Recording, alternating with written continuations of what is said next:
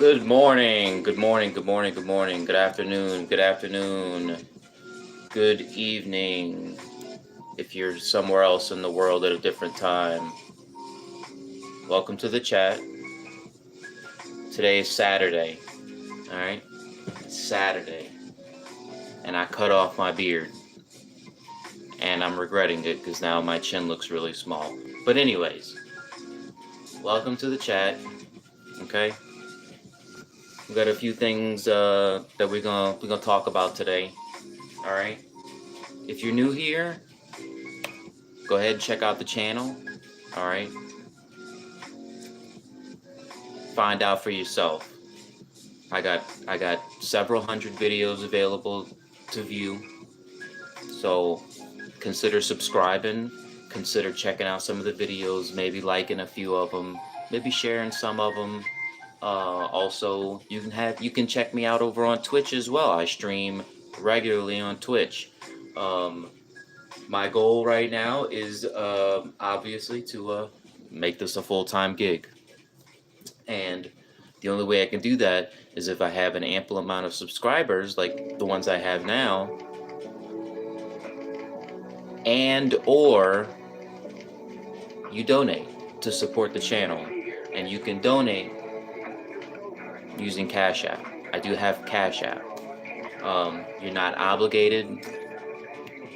If you don't donate, that's okay. I still appreciate you being here.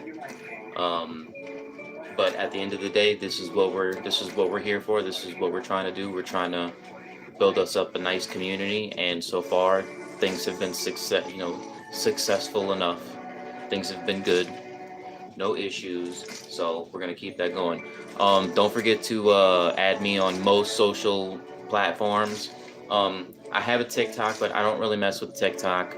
Um, Briefly, reason being, I just heard a lot of stuff about spying and stuff like that, so I'm paranoid, so I don't want it here. I don't want anyone in my immediate household using it. So just about every other platform except for like Snapchat. I don't mess with Snapchat. Anything you hear in this video is strictly my opinion. This in no way represents the opinions of anyone else except for myself. So uh, again, make sure you subscribe, make sure you follow, do all of that good stuff. Help your boy build up a nice community, and join the already community. The already community? Am I saying that? I'm not saying that right. The current community that I have. So yeah. If you're new here, welcome. What we do here is we just hang out. This is IRL, okay? Um, I want to get to know you and let you get to know some things about me, you know? I want nice positivity here. It's okay to joke around. Please be able to take a joke. If you can't take a joke, if you think that in any way you may be a bit of an uptight person, then maybe this stream is not for you. Okay? I may poke fun at you, but it's all in good fun. I can take a joke as well. Obviously, I don't like when certain lines are crossed, and you know, that's neither here nor there. But in general, there are certain lines you just don't cross. Okay, that would set anyone off.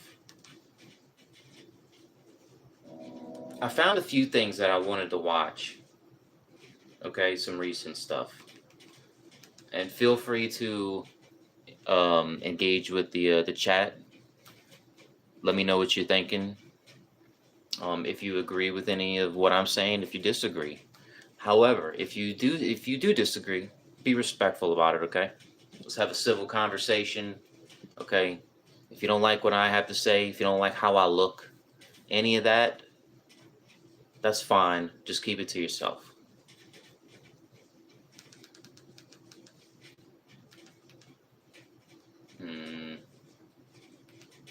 There's a bunch of stuff.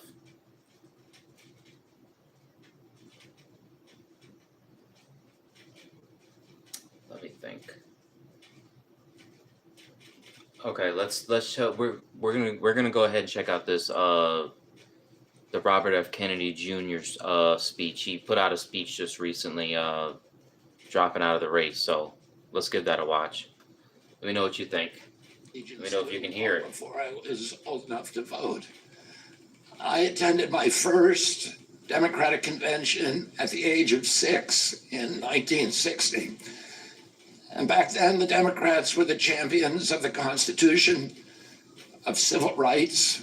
The Democrats stood against authoritarianism, against censorship, against colonialism, imperialism, and unjust wars. 1960, man, that was definitely a different time. There's no doubt about that. I think my mom was around then. She may have been like a teenager. I think she was a teen, like maybe a preteen, probably like 12, 13 years old, something like that, around 1960, I would assume. I think she was born in like 19. Maybe she was little. She was just a little kid. 1954, I think she was born. 54, 64. Yeah, less than 10 years old, but still, you know. So I mean, she lived through all of this shit too. We were the party of labor, of the working class. The Democrats were the party of government transparency, and the champion of the environment. I think it had its issues, but at the end of the day, man, it just felt like the internet just introduced so many unnecessary variables, so many things that had the potential to cause havoc in a society as a whole. But our party was the bulwark against big money interests. And now, just do your best to not focus, as hard as it may be, on this gentleman's voice. Okay, I have watched a few podcast episodes with him being interviewed, and it's difficult to listen to say the least. But at the same time, you can't help but have some sympathy for the man, because it's, I'm sure it affects him too, But he does have some type of, I think it's a neurological issue. There's something wrong. There's maybe something's not right with the wiring somewhere. Not something connected to his vocal box, but neurally through the brain. So I mean, I wonder what it feels like. I wonder if it just sounds like that, but like when he's talking, it feels normal. But I don't know. But if you can get past the voice, try to focus on the message. Corporate power. True to its name, it was the party of democracy. As you know, I left that party in October because it had departed so dramatically from the core values that I grew up with. It had become the party of war, censorship, corruption, big pharma, big tech, big ag, and big money. When it abandoned democracy by canceling the primary to conceal the cognitive decline of the sitting president, I left the party to run as an independent. The mainstream of American politics and journalism derided my decision. Conventional wisdom said that it would be impossible even to get on the ballot as an independent because each state poses an insurmountable tangle of arbitrary rules for collecting signatures. I would need over 1 million signatures, something no presidential candidate in history had ever achieved. And then I'd need a team of attorneys and millions of dollars to handle all the legal challenges from the DNC.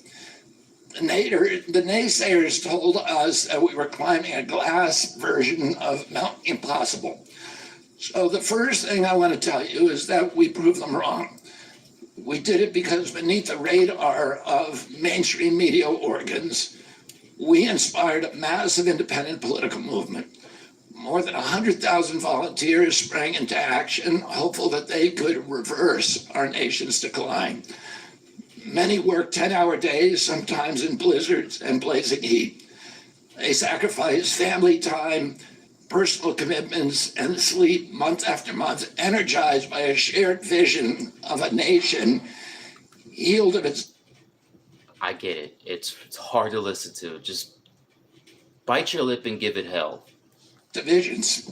They set up tables at churches and farmers markets. They canvassed door to door. In Utah and in New Hampshire, volunteers collected signatures in snowstorms, convincing each supporter to stop in the frigid cold, to take off their gloves, and to sign legibly. During a heat wave in Nevada, I met a tall, athletic volunteer who cheerfully told me that he had lost 25 pounds collecting signatures in 117-degree heat. To finance this effort, young Americans donated their lunch money and You know what? It's funny because right now I did push-ups already. I don't know if I could do another set. I'm pretty sure I could knock out another 20. I'm finally up to 20 push-ups. Feels good. I remember there was a point where I had gotten so lazy that, man, it was hard to bang out 5, dude. your citizens gave up part of their Social Security checks. Our 50-state organization collected those millions of signatures and more. No presidential campaign in American political history has ever done that. And so I want to thank all of those dedicated volunteers and congratulate the campaign staff who coordinated this enormous logistical feat. Your accomplishments were regarded as impossible. You carried me up that glass mountain. You pulled off a miracle. You achieved what all the pundits said could never be done. You have my deepest gratitude, and I'm never going to forget that, not just for what you did for my campaign, but for the sacrifices you made because you love our country. You showed everyone that democracy is still possible here. It continues to survive in the press and in the idealistic human energies that still thrive beneath a canvas of neglect and of official and institutional. Neglect is such a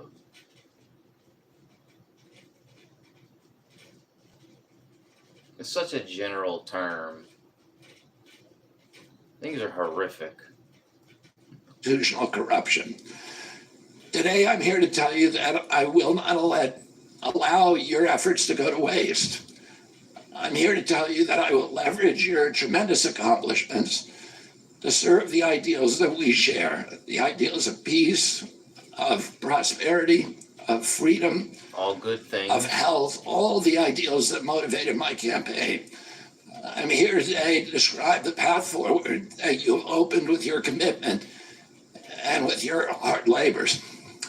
Now, in an honest system, I believe that I would have won the election. In a system the like kind that my father and Perfect my world, in other uncles words. thrived in, a system with open debates, with fair primaries, with regularly scheduled debates, with fair primaries, and with a truly independent media untainted by government propaganda and censorship. In a system of nonpartisan courts and election boards, everything would be different. Let me tell you something. Regardless of who you support, I don't give a shit personally.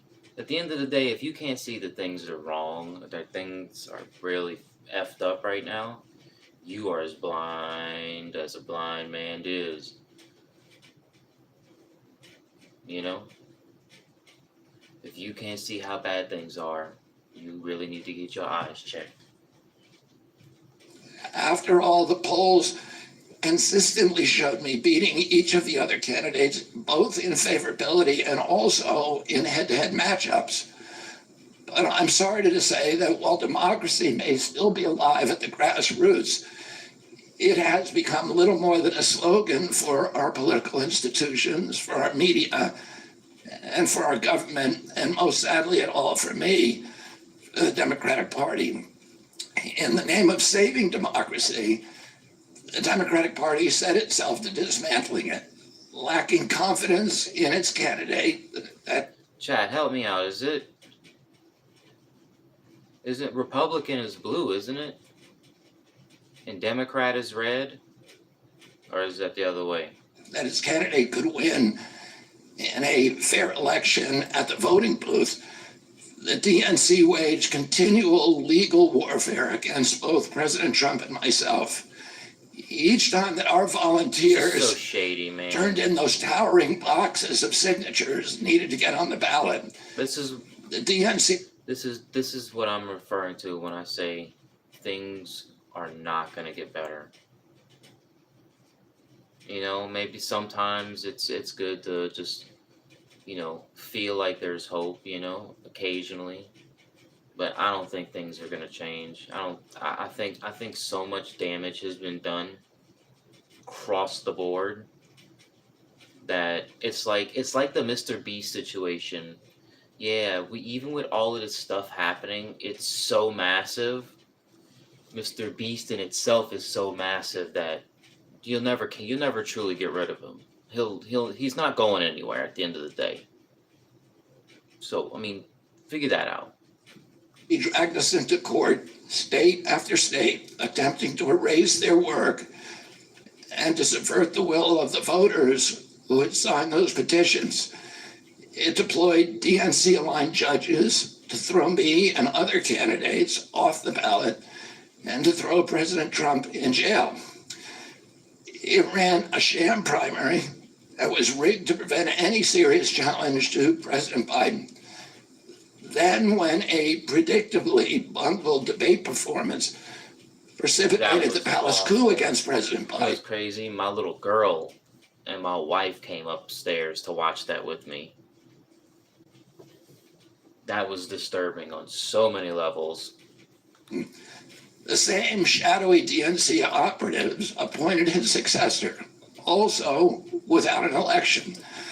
They installed a candidate who was so unpopular with voters that she dropped out. I just like to in look at things 2020 logically. without winning a single it. delegate. My uncle and my father both relished debate. They prided themselves on their capacity to go toe to toe with any opponent in the battle over ideas. They would be astonished to learn of a Democratic Party presidential nominee who, like Vice President Harris, has not appeared in a single interview or an unscripted encounter with voters for 35 days. This is profoundly undemocratic. How are people to choose when they don't know whom they are choosing? And how can this look to the rest of the world? My father and my uncle were always They took this man, ran him through the race, all the way up to this point, just to snatch him out and throw some other person in. Nah, bruh. You should have to legally. You should have to finish that shit through. Once you get the ball rolling, there is no stepping out. And if you do step out, well, then that's just you shouldn't have the ability to personally nominate somebody from your own party. That should be as like a collective decision, not just you. This whole process is shady. conscious of America's image abroad because of our nation's role as the template for democracy, the role model for democratic processes, and the leader of the free world. Instead of showing us her substance and character, the DNC and its media organs They just engineered a surge of popularity. Look.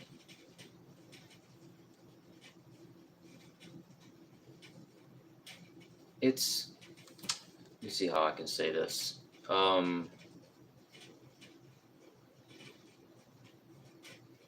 It's very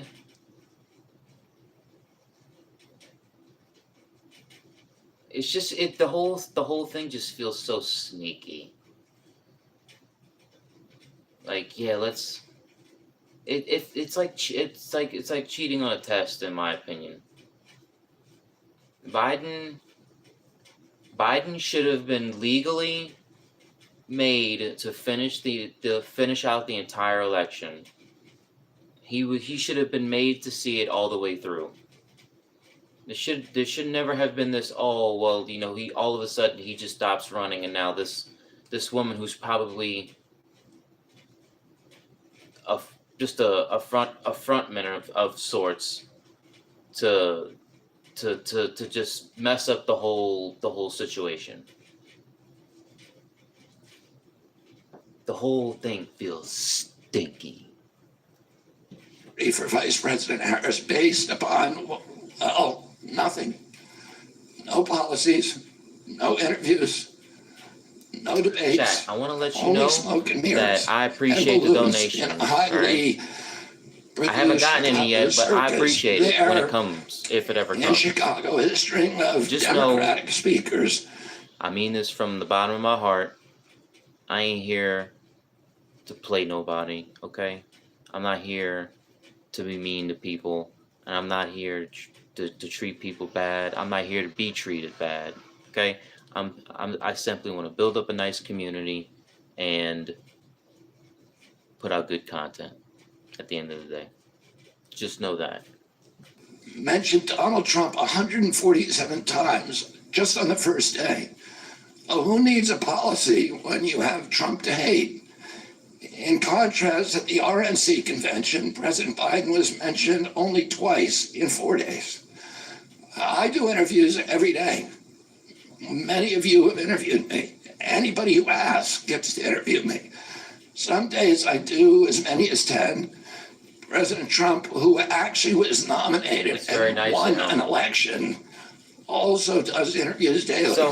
So if I contacted RFK right now, would he sit down and just have a chat with me? Probably not, huh? No, that would have to be scheduled. RFK is just gonna be like, sure, pal, I'll stop by your 2-bedroom apartment and have an interview. How did the Democratic Party choose a candidate that has never done an interview or debate? That's wild. During the entire election cycle? We know the answers. Saw clips. They did it by weaponizing. I saw clips where Kamala got smashed by fucking Tulsi Gabbard. It was so bad.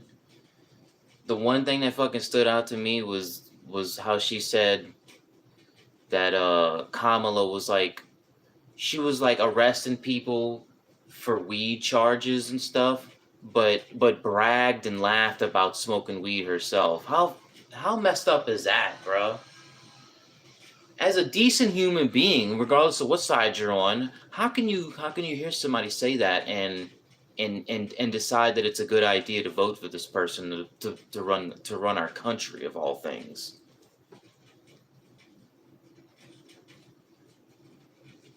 Same would go for Trump or Biden or anyone. I would feel that same way. Government agencies. Don't be a hypocrite. They did it by abandoning democracy. They did it by suing the opposition and by disenfranchising American voters. What most alarms me isn't how the Democratic Party conducts its internal affairs or runs its candidates. What alarms me is the resort to censorship and media control and the weaponization of the federal agencies. When a U.S. president colludes with or outright coerces media companies to censor political speech, it's an attack on our most sacred right of free expression, and that's the very right upon which all of our other constitutional rights rest. President Biden mocked Vladimir Putin's 88% landslide in the Russian elections, observing that Putin and his party controlled the Russian press. Of course he does. And that Putin prevented serious opponents from... Putin, at the end of the day, is ex-KGB, okay? This guy's very... He's very sharp. Even at his age, he's still sharp. He knows what he's doing. There's a reason he's held on to power for so many years. Appearing on the ballot. But here in America, the DNC also prevented and people like that just don't appear on a whim, okay? Opponents from appearing on the ballot. And our television networks expose themselves as Democratic Party organs. Over the course of more than a year, in a campaign where my poll numbers reached at times in the high 20s, The DNC-aligned mainstream media networks maintain a near perfect embargo on interviews with me. During his 10-month presidential campaign in 1992, Ross Perot gave 34 interviews on mainstream networks. In contrast, during the 16 months since I declared, ABC, NBC, CBS, MSNBC, and CNN combined gave only 2 live interviews from me. Those networks instead ran a continuous deluge of hit pieces with inaccurate, often vile, pejoratives and defamatory smears. Some of those same networks and colluded with the DNC to keep me off the debate stage. Representatives of those networks are in this room right now, and I'll just take a moment to ask you to consider the many ways that your institutions have abdicated this really sacred responsibility, the duty of a free press to safeguard democracy and to challenge always the party in power, instead of maintaining that posture of fear and skepticism toward authority. That's what it comes down to, Institutions have complacency. made themselves government mouthpieces. All of this shit has been stenographers for the normalized. organs of power. You didn't alone cause the devolution of American democracy, but you could have prevented it. The Democratic Party's censorship of social media was even more of a naked exercise of executive power. This week, I mean, if you think about it, we're all guilty. We've all pretty much played some type of hand, and we've played some kind of part in like tearing everything down. We're self-destructive by nature. Federal Judge Terry Doty upheld my injunction against President Biden, calling the White House's censorship project, quote, the most egregious violation of the First Amendment in the history of the United States of America. Doty's previous 155-page decision details how just 37 hours after he took the oath of office, swearing to uphold the Constitution, President Biden and his White House opened up a portal and then invited the CIA, the FBI, CISA, which is a censorship agency. It's the center of the censorship industrial complex. DHS, the If you guys hear any power tools and saws and stuff in the background, I do apologize. They got contractors working on the property, so just, do your best to ignore that inconvenience. And again, my apologies. IRS and other agencies to censor me and other political dissidents on social media. Even today, users who try to post my campaign videos to Facebook or YouTube get messages that this content violates community standards. 2 days after Judge Doty rendered his decision this week, Facebook was still attaching warning labels to an online... I don't know about that, because I just saw this video on his Facebook. I mean, not Facebook, his YouTube. Petition calling on ABC to include me in the upcoming debate. They said that violates community standards, their community standards. The mainstream media was once the guardian of the First Amendment and democratic principles, and it's joined this systemic attack on democracy. The media justifies their censorship on the grounds of combating misinformation, but governments and oppressors don't censor lies. They don't fear lies. They fear the truth, and that's what they censor. And I don't want any of this to sound like a personal complaint, because it's not. For me, he says it's not a personal complaint, but it is. But it's still a valid complaint. He's right. I need to make these observations because I think they're critical for us doing the thing that we need to do as citizens in a democracy to assess where we are in this country and what our democracy still looks like, and the assumptions about U.S. leadership around the globe. And are we really still a role model for democracy in this country? Or have Not we really. made it Not in my a opinion. kind of a joke? I've seen Here's the videos good where news. like Europeans are On mainstream outlets They look at us denied like a me joke a now. critical platform. we're a big They didn't shut fat down my joke. ideas, which have especially flourished among sad. young voters and independent voters, thanks to the alternative media.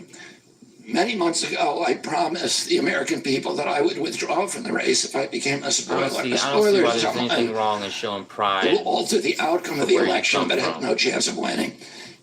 In my heart, I no longer believe that I have a realistic path to electoral victory in the face of this relentless systematic censorship and media control.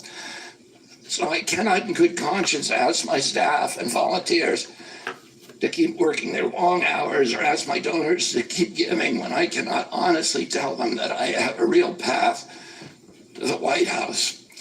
Furthermore, our polling consistently showed that by staying on the ballot in the battleground states, I would likely hand the election over to the Democrats, with whom I disagree on the most existential issues: censorship, war, and chronic disease. Oh, I want everyone to know that I am not terminating my campaign. I am simply suspending it and not ending it. My name will remain on the ballot in most states. If you live in a blue state, you can vote for me without harming or helping President Trump or Vice President Harris. In red states, the same will apply. I encourage you to vote for me. And if enough of you do vote for me, and neither of the major party candidates win 270 votes, which is quite possible, in fact, today our polling shows them tying at 269 to 269. And I could conceivably still end up in the White House in a contingent election. But in about 10 battleground states where my presence would be a spoiler, I'm going to remove my name. And I've already started that process and urge voters not to vote for me. It's with a sense of victory and not defeat that I'm suspending my campaign activities. I like that. Not only did we do the impossible by collecting 1 million signatures, That's a smart move. but we changed the national political conversation forever. Chronic disease, free speech, government corruption, breaking our addiction to war have moved to the center of politics. Sound like all I can basic say that all logical have worked things. so Man, I hard don't get it. the last year and a I understand how half. people can be Thank you divisive for on a stuff job like well that. done. 3 great causes drove me to enter this race in the first place, primarily. Of like And these are the disturbing principal division. causes that persuaded me to leave the Democratic Party and run as an independent. And now to throw my support to President Trump.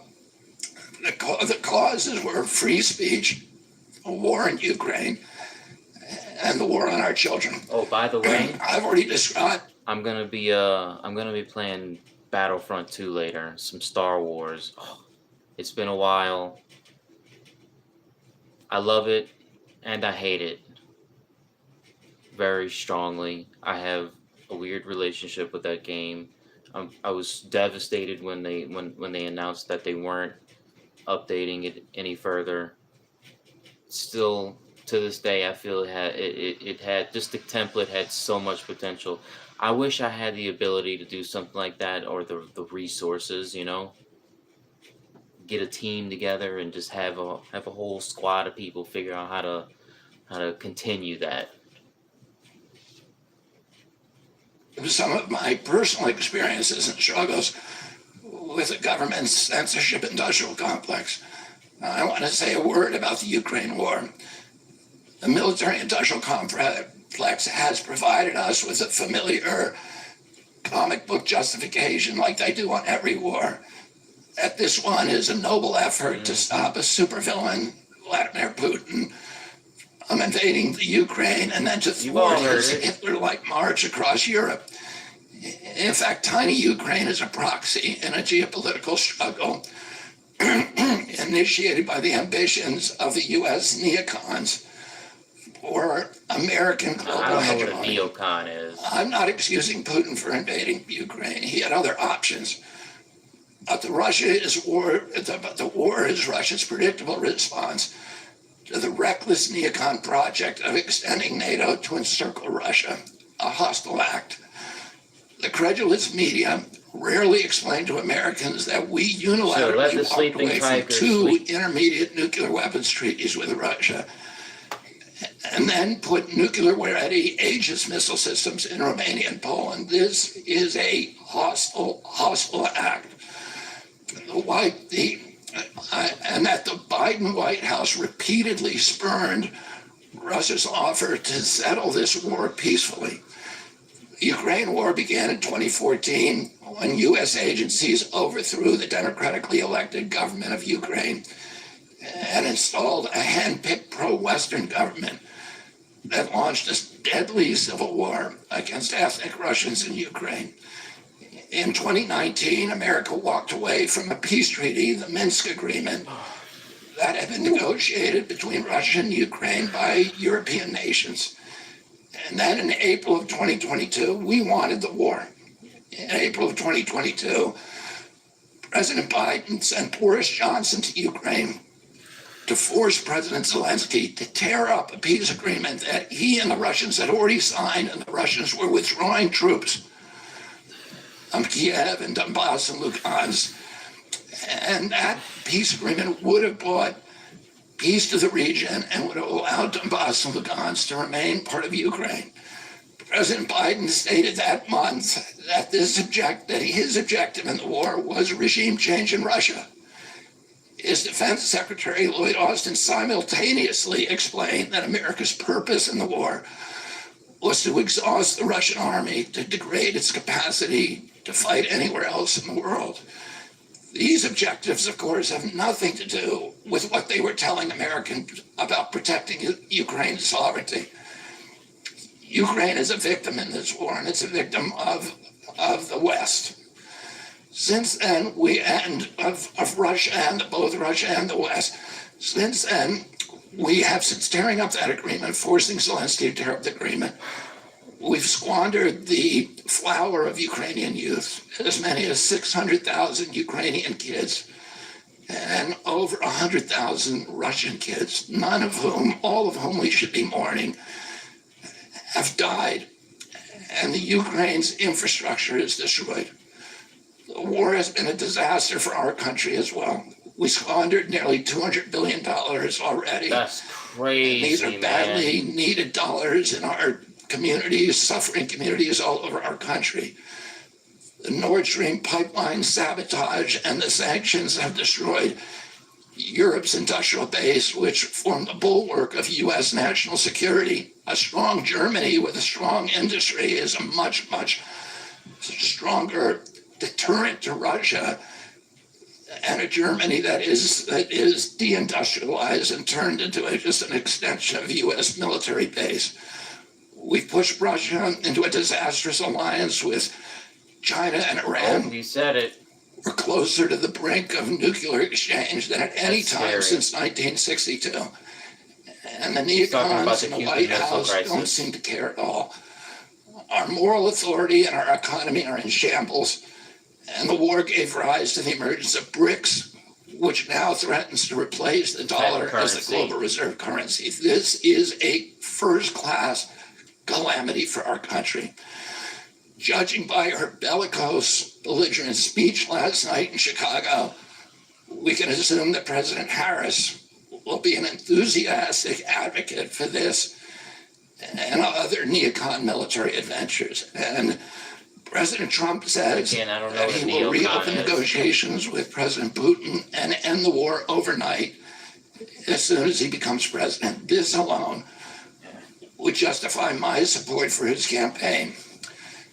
Last summer, it looked like no candidate was willing to negotiate a quick end to the Ukraine war, to tackle chronic disease epidemic, to protect free speech, our constitutional freedoms, to clean corporate influence out of our government, or to defy the neocons and their agenda of endless military adventurism. But now one of the two candidates has adopted these issues as his own, to the point where he has asked to enlist me in his administration. I'm speaking, of course, of Donald Trump.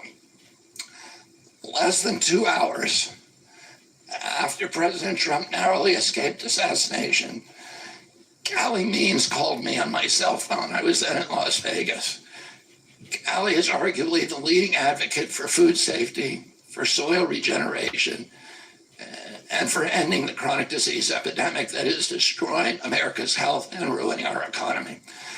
Callie has exposed the insidious corruption at the FDA, the NIH, the HHS, and the USDA that has caused the epidemic. Callie had been working on and off for my campaign, advising me on those subjects since the beginning.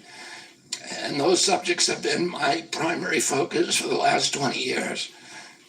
I was delighted when Callie told me that day that he had also been advising President Trump. He told me President Trump was anxious to talk to me about chronic disease and other subjects, and to explore avenues of cooperation.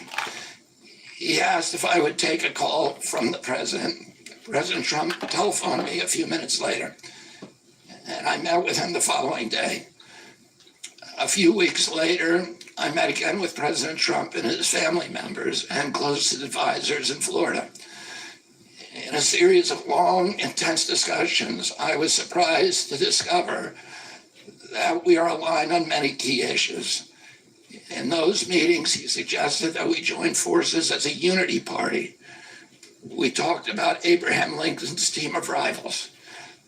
That arrangement would allow us to disagree publicly and privately, and fiercely if need be, on issues over which we differ, while working together on the existential issues upon which we are in concordance.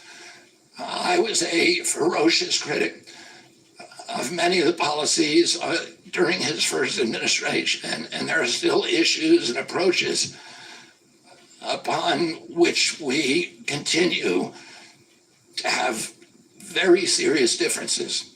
But we are aligned with each other on other key issues, like ending the forever wars, ending the childhood disease epidemic, securing the border, protecting freedom of speech, unraveling the corporate capture of our regulatory agencies, getting the U.S. intelligence agencies out of the business of propagandizing and censoring and surveilling Americans and interfering with our elections. Some of this stuff ain't never gonna change. Following my first discussion with President Trump, I tried unsuccessfully to open similar discussions with it's just so Vice President deeply Harris. ingrained now. Vice President There's Harris nothing you can do about it. So just let declined it to go. meet or even to speak with me. Suspending my candidacy is a heart-rending decision for me, but I'm It convinced would that take it's the American best hope sacrifice on a for massive ending the scale Ukraine to war and ever ending the chronic disease make that epidemic kind of that change. is eroding our nation's vitality from the inside, I don't think we're and capable for of that. finally protecting free speech. I feel a moral obligation to use this opportunity to save millions of American children, above all things.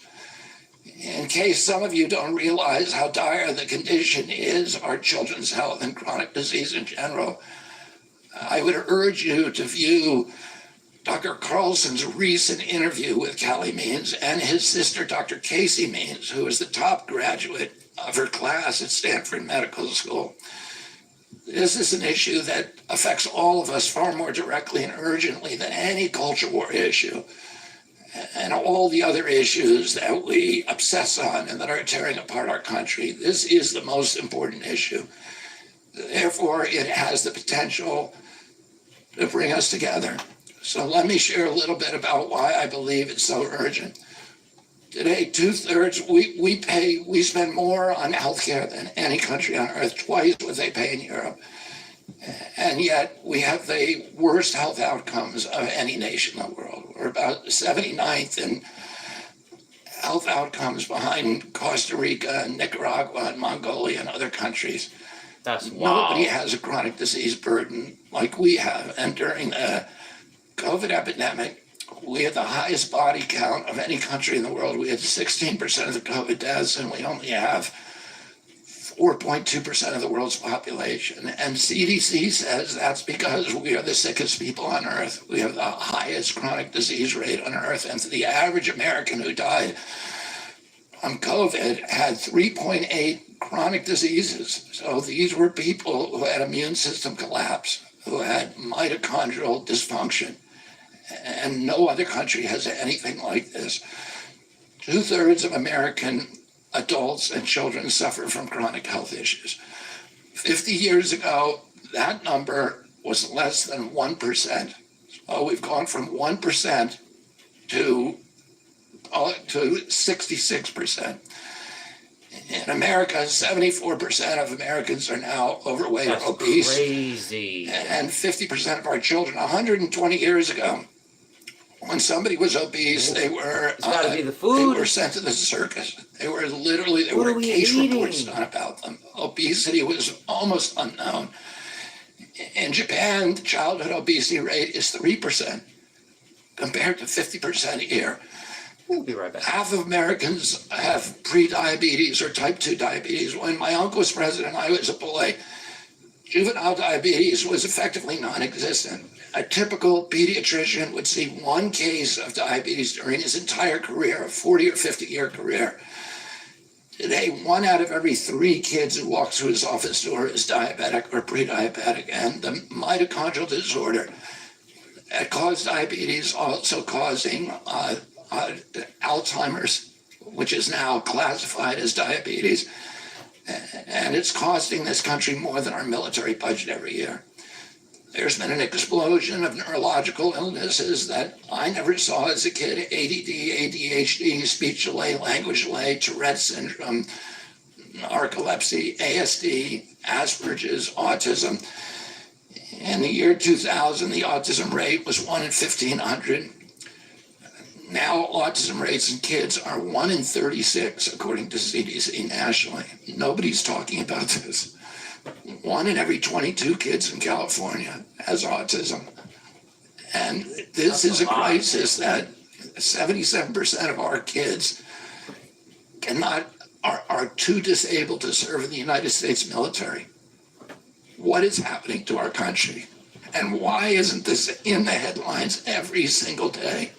There's nobody else in the world that is experiencing this. This is only happening in America. About 18%, and by the way, there has been no change in diagnosis, which the industry sometimes like to say. There has been no change in screening. This is a change in incidence. In my generation, 70-year-old men, the autism rates are about 1 in 10,000. In my kids' generation, 1 in 34. I'll repeat, in California, 1 in 22. Why are we letting this happen? Why are we allowing this to happen to our children? These are the most precious assets that we have in this country. How can we let this happen to them? About 18% of American teens now have fatty liver disease. That's like 1 out of every 5. That disease, when I was a kid, only affected late-stage alcoholics who were elderly.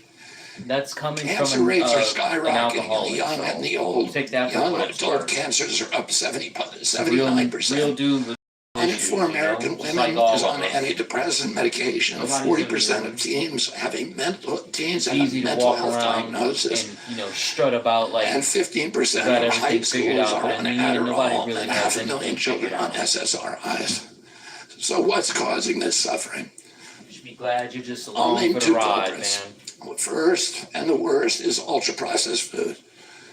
About 70% of American children's diet is ultra-processed. That means industrial manufactured in a factory.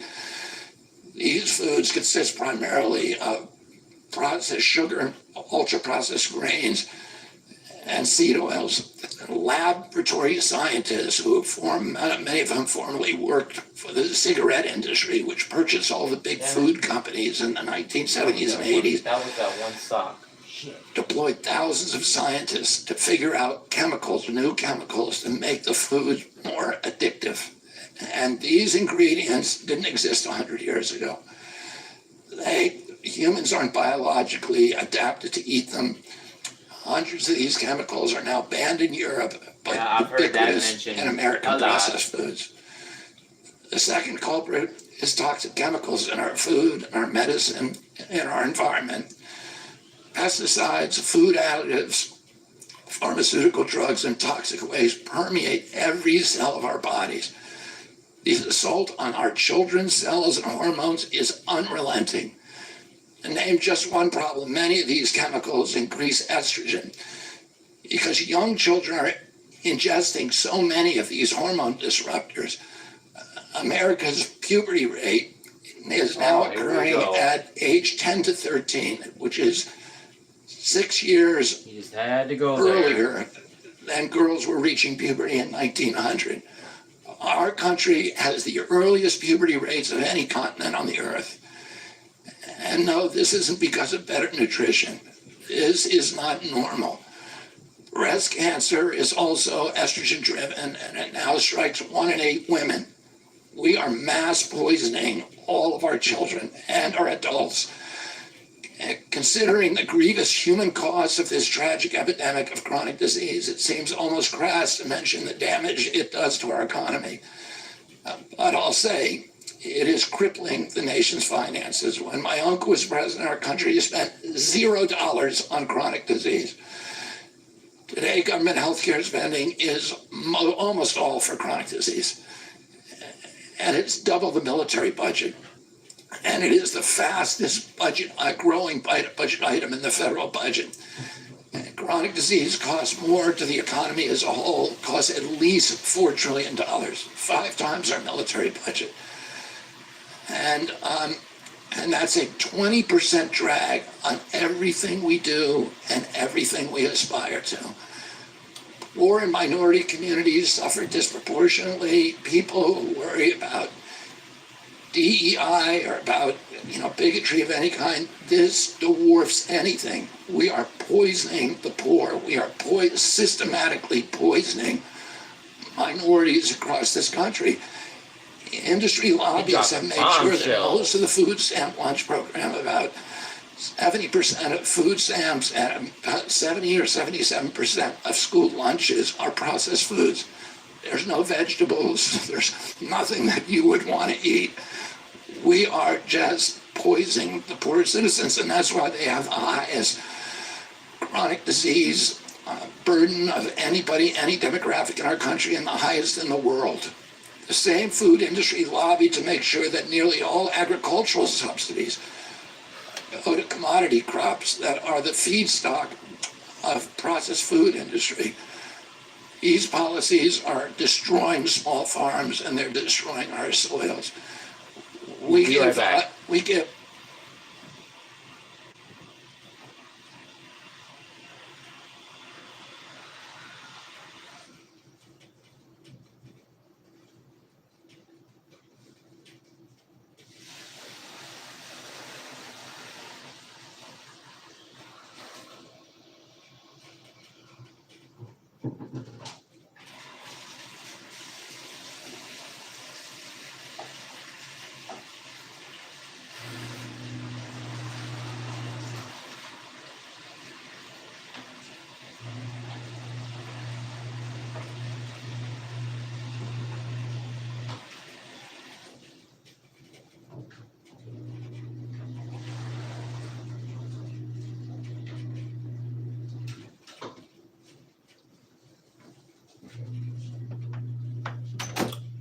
about, I think, 8 times as much in subsidies to tobacco than we do to fruits and vegetables. It makes no sense. If we want a healthy country, the good news is that we can change all this. We can change it very, very quickly. America can get healthy again. To do that, we need to do 3 things.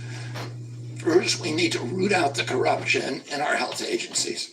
Yeah. Second, we need to change incentives in our healthcare system. And third, we need to inspire Americans to get healthy again. 80% of NIH grants go to people who have conflicts of I'm interest. probably in better shape than I These are have been my people, whole life, to be honest. virtually everybody who sits, Joe Biden just I do appointed have a problem with a sugar, new though. panel to NIH to decide the food recommendations. And they're all people who are from the industry. They're all people who are from the processed food companies. They're deciding what Americans, here is healthy, and the recommendations on the food pyramid, and and what goes to our school lunch programs, what go to the program, the Swiss program, the food stamp programs. They're all corrupted and conflicted individuals. These agencies, the FDA, USDA, and CDC, all of them are controlled by giant for-profit corporations. 75% of the FDA's funding doesn't come from taxpayer, it comes from pharma. And pharma executives and consultants and lobbyists cycle in and out of these agencies with President Trump's backing. I'm going to change that. We're going to staff these agencies with honest scientists and doctors who are. Look, I'm usually not into politics, but I feel like this whole election is going to be ground shattering, like earth shattering, like this is a big deal, Free from industry funding. We're going to make sure that the decisions. I just don't see how what he's just said is possible. I don't think it's possible. If consumers, doctors, and patients are informed by unbiased science, a sick child is the best thing for the pharmaceutical industry. When American children or adults get sick with a chronic condition, they're put on medication for their entire life. Imagine what will happen when Medicare starts paying for Ozempic, which costs $1,500 a month, and it's being recommended for children as young as 6, all for a condition, obesity, that is completely preventable and barely even existed 100 years ago. And 74% of Americans are obese. The cost, if all of them took their Ozempic prescription, is $3 trillion a year. This is a drug that is made by Novo Nordisk, the biggest company in Europe. It's a Danish company, and the Danish government does not recommend it. It recommends change in diet to treat obesity and exercise. And in our country, the recommendation now is for Ozempic to children at age 6. Novo Nordisk, the biggest company in Europe, and virtually its entire value is based upon its projections of what it's going to sell, of the Ozempic it's going to sell to America. I know personally, diet and exercise works. And we have the food lobbyists have a bill in front of Congress today that is backed by the White House, backed by Vice President Harris and President Biden. Once upon a time, to allow this to happen. This $3 trillion cost is going to bankrupt our country. To a 42. For a fraction of that amount, we could buy organic food for every American family, now, 3 meals a day. I wear like a 36. Diabetes altogether. We're going to bring healthy food back to school lunches. We're going to stop subsidizing the worst foods with our agricultural subsidies. We're going to get toxic chemicals out of our food. We're going to reform the entire food system. And for that, we need new leadership in Washington. Because unfortunately, both the Democrats and the Republican parties are in cahoots with the big food producers, Big Pharma and Big Ag, which are among the DNC's major donors. Vice President Harris has expressed no interest in addressing this issue. 4 more years of Democratic rule will complete the consolidation of corporate and neocon power, and our children will be the ones who suffer most. Yep. I got involved with chronic disease 20 years ago, not because I chose to or wanted to. It was essentially thrust upon me. It was an issue that should have been central to the environmental movement. I was a central leader at that time. But it was widely ignored by all the institutions, including the NGOs, who should have been protecting our kids against toxins. It was an orphaned issue, and I had a weakness for orphans. I watched generations of children get sicker and sicker. I had 11 siblings, and I had 7 kids myself. Jeez. I was conscious of what was happening in their classrooms and to their friends, and I watched these sick kids, these damaged kids. In that generation, almost all of them are damaged. And nobody in power seemed to care or to even notice. For 19 years, I believe that. I prayed every morning that God would put me in a position to end this calamity. The chronic disease crisis was one of the primary reasons for my running for president, along with ending censorship in the Ukraine war. I think he's about to cry. It's the reason I've made the heart-wrenching decision to suspend my campaign and to support President Trump. This decision is agonizing for me because of the difficulties it causes my wife and my children and my friends. But I have the certainty that this is what I've meant to do. And that certainty gives me internal peace, the fact that he's even following in through. storms. If I'm given the chance to fix the chronic disease crisis and reform our food production, I promise that within 2 years, we will watch chronic disease burden lift dramatically. We will make Americans healthy again. Within 4 years, America will be a healthy country. We will be stronger, more resilient, more optimistic, and happier. I won't fail. They all say the same Ultimately, the future, however it happens, at the end is of in the day, God's hands. they're all the same. And in the hands of the American Nobody voters and changes those of nothing. President Trump. If anything, If things President just Trump is continue elected to and get worse. honors his word, the vast burden of chronic disease that now However, demoralizes and bankrupts the country will disappear. I do believe that This is a spiritual journey for me. I reached my decision through deep prayer, anyway. through hard-nosed logic, and I asked myself, what choices must I make to maximize my chances to save America's children and restore national health? I felt that if I refused this opportunity, I would not be able to look myself in the mirror, knowing that I could have saved lives of countless children and reversed this country's chronic disease epidemic. I'm 70 years old. I may have a decade to be effective. I can't imagine that President Harris would allow me or anyone to solve these dire problems. After 8 years of President Harris, any opportunity for me to fix the problem will be out of my reach forever. President Trump has told me that he wants this to be his legacy. I'm choosing to believe that this time he will follow through.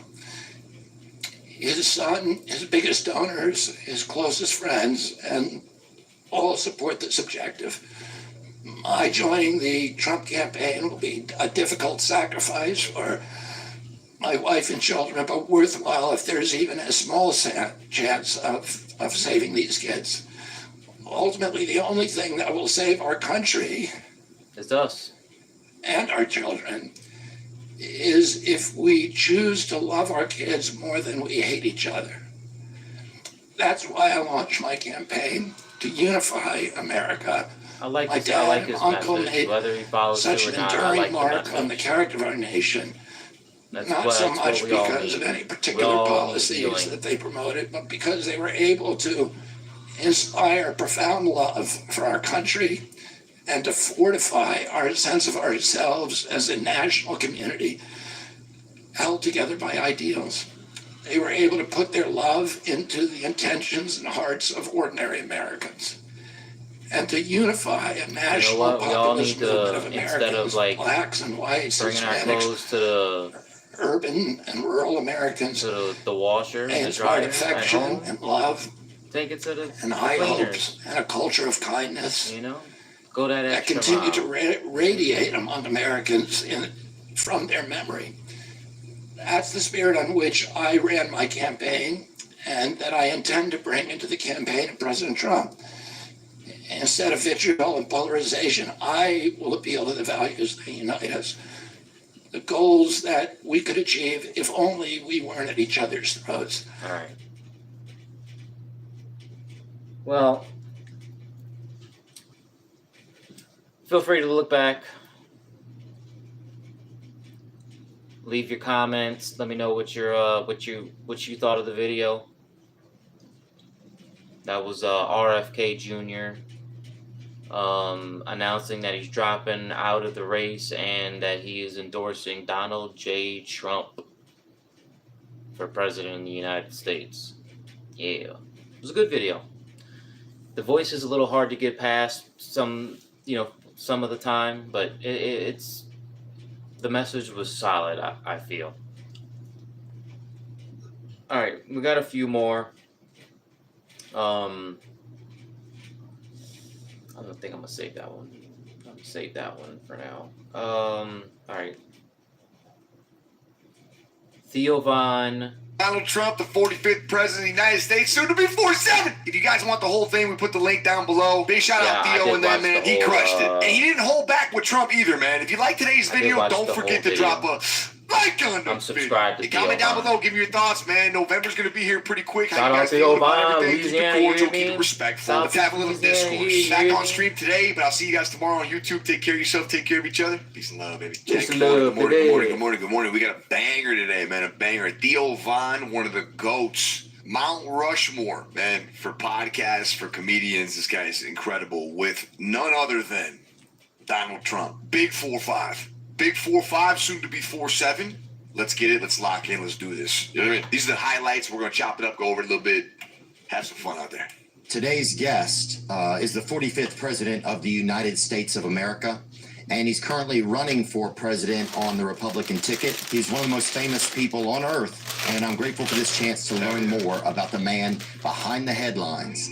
Today's guest is Donald Trump. Yeah! But your thing is going really great. My son's a big fan of yours, Barry. Really, Barry is? Yeah. Yeah! He just graduated high school, right? That's right. He just said he knows you very well. He said, Dad, he's big. Wow. You're a big one. That's cool. That's where it is nowadays, right? Yeah, well, it's interesting. I can't believe that we're able to get platforms. And I started in my kitchen, and then it's evolved out of there. That's fantastic. I mean, it's pretty unbelievable. He opened up in arenas with nothing other than very good fighters. Yeah.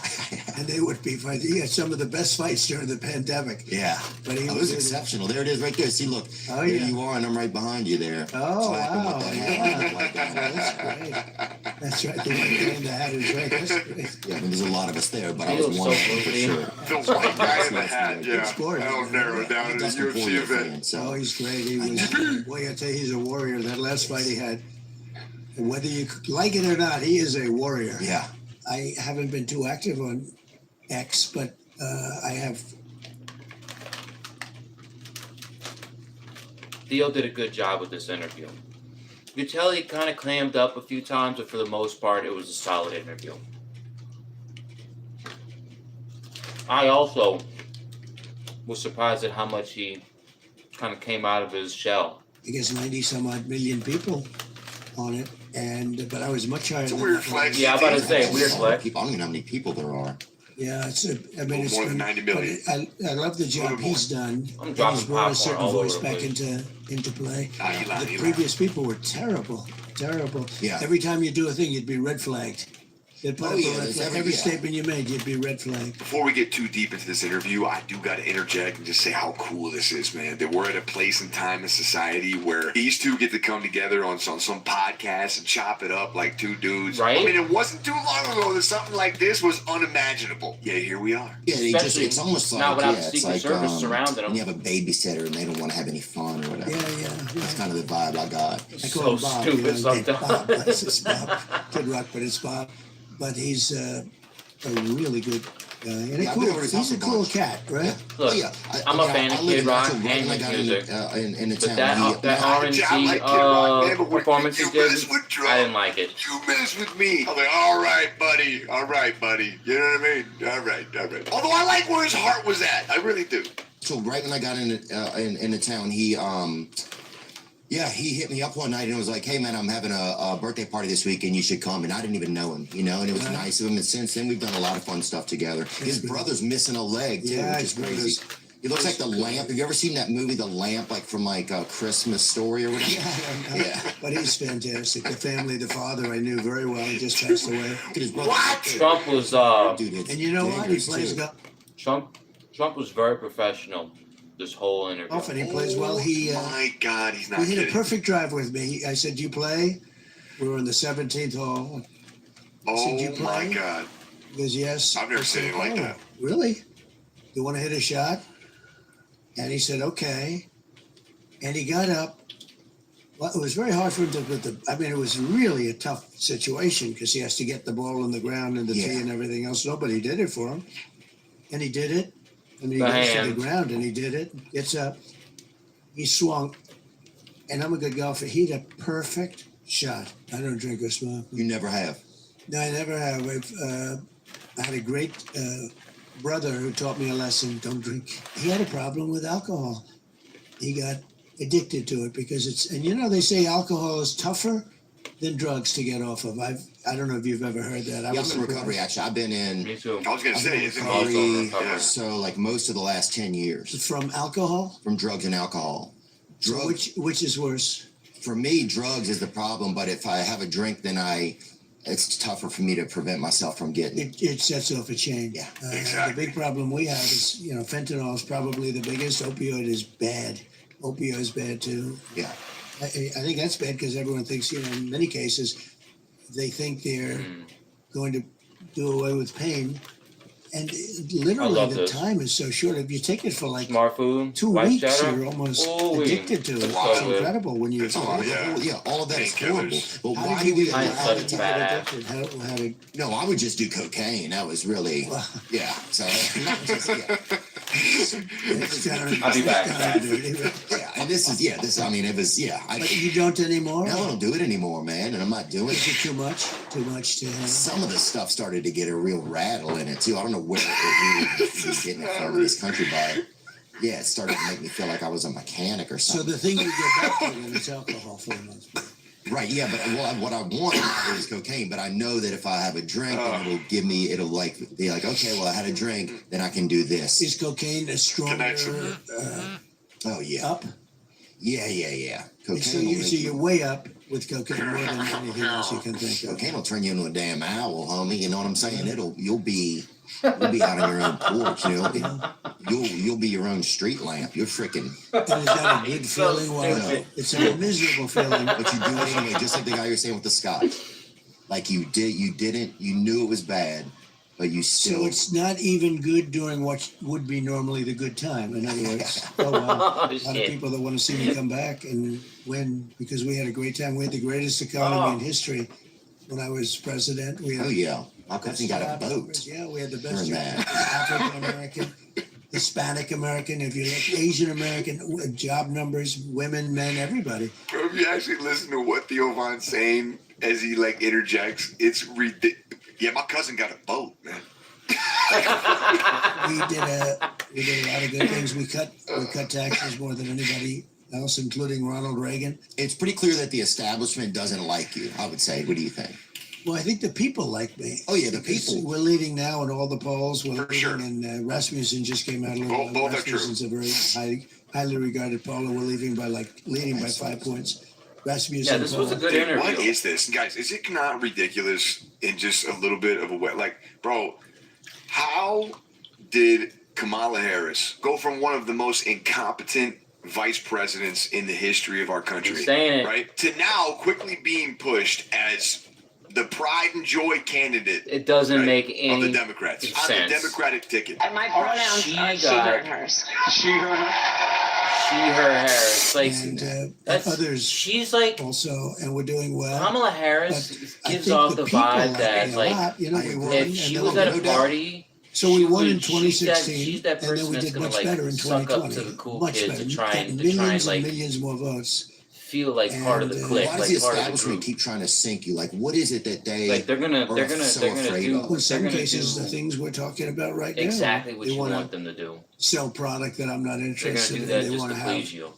certain boats and certain chips and certain planes and certain everything bought. Pharma is another one that's interesting.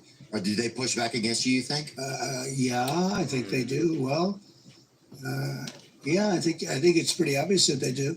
In one way, that's a positive thing politically because when you can show that they push back, the voters seem to like it. But you had an executive order where you Tell- created yo, a federal Trump- rule forcing hospitals Yo, and Trump- insurers to publish all their Trump, like prices. real talk on on the slick he be throwing out little things sometimes, like just trying to be slick. Yeah. Right, so that people would be able to know, okay, if an MRI costs $600 here and it's $5,000 there, then I can go here and save myself money. Price gouging. But that hasn't even been enforced. Like, that's what these hospitals, that's what Big Pharma does, man. They get you in the door and they just, and they leave you in this hole, and they don't care because their bottom line is, how do we make money? And that shouldn't be what health is all about. Look, doctors, nurses, Big Pharma, they all got to make a certain amount. I understand that. I'm not ignorant to that. But they should put the people's health first, and it hasn't been that way in a long time. Very long time. Got away with it. Hospitals and insurance companies, they're still not showing their prices. They hated it. It was a big thing to get it, but I'll be pressing it. And because I'll be pressing it, and because I'll be pressing it, there are some people that are vehemently against it for financial reasons, for money reasons. Use that word. But Those people can go to hell, dude. That's insane. Yeah, Google no, it. they're bad people. Especially because one of the leading causes of bankruptcy in America is medical debt. Right.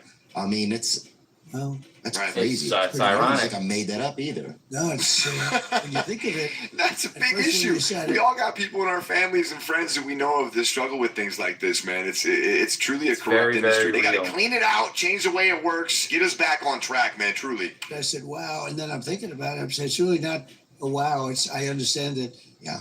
Tremendous lobby, tremendous powerful lobby. So that lobby is a very powerful one. Yeah.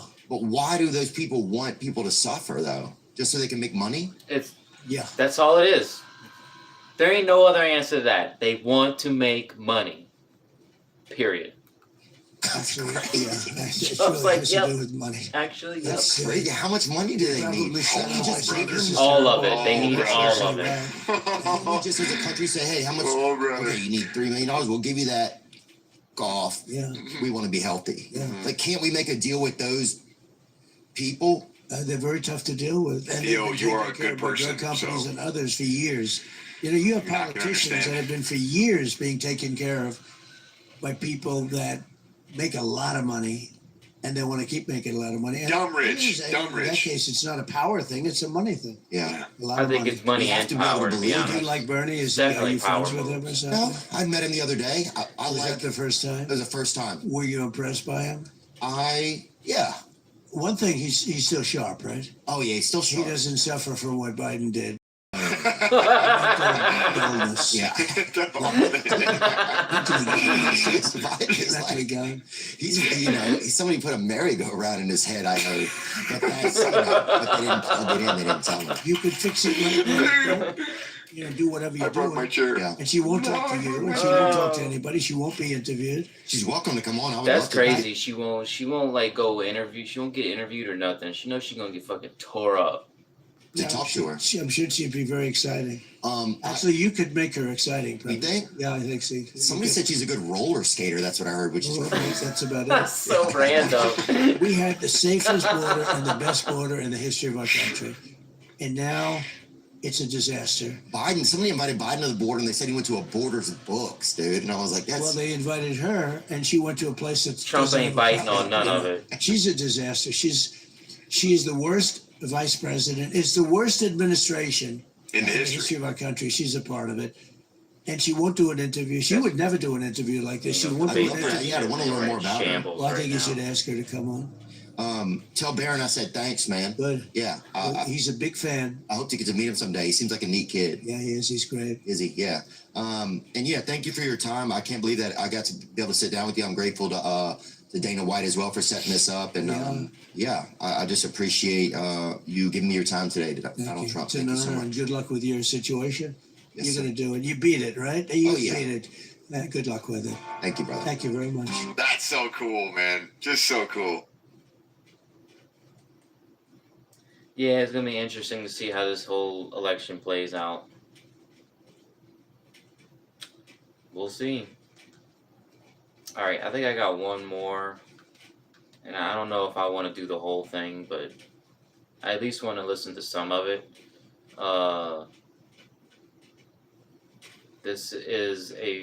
I think this is a recent interview with Andrew Tate, probably prior to the most recent arrest.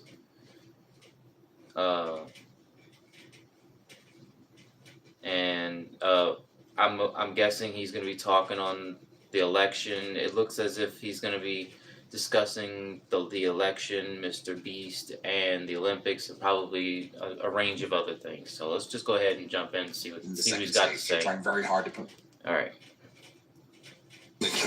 everything high profile as I previously was.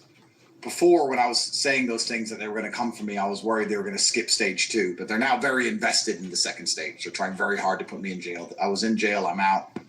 I think as it stands, I currently have 8 ongoing criminal cases, which is, yeah. Did they make more money in stage 2? Well, when you analyze these things, it's quite interesting. If you look at, let's say, the British government, they can take a prosecutor who makes 30, 40,000 a year. They can type loads of pieces of paper. They can mess with somebody who's wealthy, who's going to hire a £1 million a month legal team. And of course, out of that £1 million a month, 50% is tax. So they're getting $500,000 a month off a 30 grand a year employee. And they have all the interests of just keeping it going for as long as possible. So the UK state, I mean, I don't want to be a conspiracy theorist, and I have to be careful what I say I certainly know and what I pretend I don't certainly know. But let's put it this way. Romania was a proxy. They were told by Western powers to mess with me. And then, even though we discussed the matrix and we talk about how things are set up, what effectively happens is if a Western government says there's a guy in your country you want him dealt with, a prosecutor will investigate that guy. They'll put together a case. It'll go to court. That's what's happened. It looks like the judiciary is semi-fair here. And it's slowly being thrown away little by little. And I'm winning because I've done nothing wrong. So now the UK state's like, we can't trust those darn Romanians. We'll do it.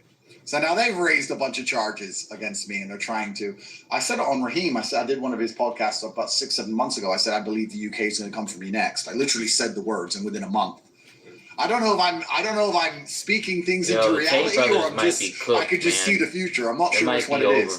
But now the UK state's trying to say I avoided tax and money laundering and blah, blah, blah. So we'll see how it all goes. Are you a citizen of the US or the UK? UK. I've got a British passport. So I actually see myself more English than American. Yeah. Because the English culture is a hard one to describe. You have to grow up with it to understand it. I can't even begin to explain it to you, but there's something English inside of me. Like Americans are all friendly, hello. The English are not that. You know, if you see someone crash their car, it's just like, ha, ha, ha. It's like a different culture. The Americans would be like, you okay, buddy? Yeah. The English are like, you can't park there. So I see myself English, and I do kind of miss England. But recently, if you look at Keir Starmer, what he's just done, locking everyone up for tweets. It's getting dystopian in the Western world now. It's getting kind of scary. So then you sit and think, well, where can you live? Where can you move to? I mean, Romania was very good to me. Romania has no problem with me, but they're obviously not prepared to protect me if the price is high enough. So then you're like, okay, so where do you go? The world's kind of small. Where would you move if you had to leave America today? Maybe Dubai. Maybe Thailand. See, Dubai's good, but you know what the thing? I love Dubai, and I love the idea of Dubai, and it's great, but for a couple months a year, because it's a city. It's like one city. There's nowhere else to go, and Dubai's full of people I do want to talk to, but it's also, unfortunately, full of people I don't want to talk to. You know, It's like Miami. yeah, there's gonna be everyone like, oh, hi. It's like, so Dubai, but besides Dubai, which is the obvious choice, it's harder. I don't know. If you think of anywhere, let me know. I'm thinking Svalbard. You know, ever heard of Svalbard? No, where's that at? It's a tiny island. I think it's either Danish or Norwegian territory up near the Arctic Circle, and you don't even need a passport or a visa to live there. You can just go to Svalbard and live on Svalbard. I think it's dark for like 9 months a year. But maybe I'll move to Svalbard, get some huskies, get a pet bear, sit up there. I'm not sure. Andrew, you've greatly impacted many people, including myself. Your mission, the way you carry yourself, have significantly influenced mine and many young men's beliefs. That said, I want to dive into what truly matters to you regarding your mission. Can you elaborate on what your mission is and why it's important to you? Well, yeah, that's a very good question. The primary reason the world is in the mess it's in today is because masculinity has been under attack for a very long time. I wouldn't say it's because I'm particularly good with words. I just understand that there's not a single societal ill you can name now that is not directly correlated to a decline in masculinity. We could even test it. You can name a societal ill, and I'll say it's because men aren't men anymore. Men are the protectors, and men are the ones who enforce boundaries and parameters. We always have been. And because that's been declining, there's been more and more encroachment on not just the fabric of society, but even the fabric of truth, right? Even what is a man, what is a woman? You live in LA, you know better than me, right? So objective truth is now under assault. Nobody's kids are safe from the LGBT agenda. Nobody's country is safe from unchecked migrants flooding across the border. Like, nothing's safe anymore. And it's the men's job to say, no, that's enough. This is a hard parameter. We refuse to accept it. This is what men do, not women, typically. So they attack the men first. You destroy the warriors of a society before you want to conquer it. And it's my goal, I guess, my objective to just try and restore some of the typically, traditionally masculine traits inside of the men of the world today. And they call that toxic. All right, I think I'm going to call it here. It's been a good solid hour and a half. It's such an. I mean, this is a long pod. This is a 2.5 hour podcast, so we can always go through this at another date. So I'm going to call it there, folks. If you enjoy these types of videos, you find yourself flipping through channels, come say hello. Check out my YouTube, E-Money You Heard, all one word. We're closing in on 600 subs. Join the community. You can follow me on most platforms, minus TikTok, I think, or Snapchat. But you can follow me there, and I also stream on Twitch daily. I try to, anyway. I try to keep a consistent schedule. I'm not always successful, but I do try. So, with that being said, make sure you guys have a wonderful day. Stay out of trouble, and have a good one.